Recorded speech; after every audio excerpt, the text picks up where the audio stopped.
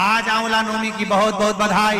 आज शाम को सभी अपने अपने आंवले के वृक्ष के नीचे घी का दीप अवश्य लगाएं। बन सके तो कनक धारा स्तोत्र का पाठ करें, ना बन सके तो श्री शिवाय नमस्तुभ्यम की माला जाप अवश्य करें और अपने जीवन को धन्य बनाएं। सभी को आंवला नवमी की बहुत बहुत बधाई। अक्षय नवमी, आंवला नवमी के दिन कर भगवान ने कहा, लक्ष्मी जी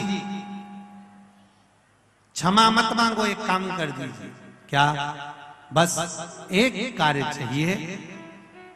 अक्षय नवमी, आंवला नवमी के दिन जो आंवले के वृक्ष के नीचे दीप दान करेगा, शाम के समय पर संध्या काल के अंतर्गत, तो उसके घर में कभी संपदा की कमी ना हो। लक्ष्मी जी ने कहा, प्रभु आपकी आज्ञा है, मैं स्वीकार करता, मैं स्वीकार करता।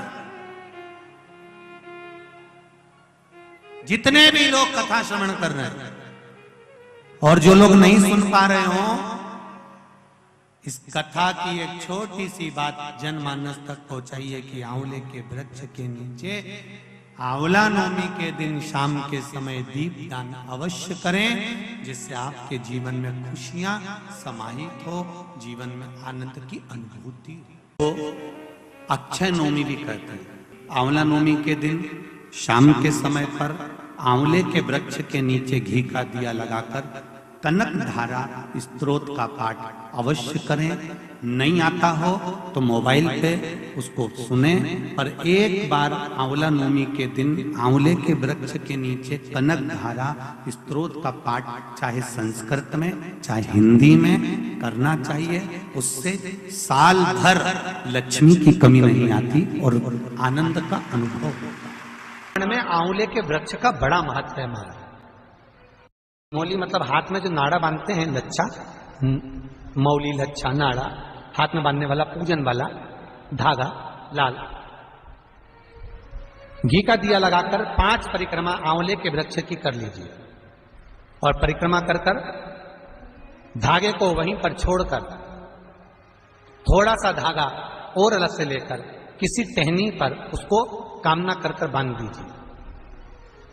महाराज 10वीं तिथि को, नवमी को तो ये करो कि 10वीं को वापिस जाकर आंवले के पेड़ के नीचे घी का दिया लगाइए और जो धागे की अपने टहनी पर जो धागा बांधा है उसको खोल कर ले आइए।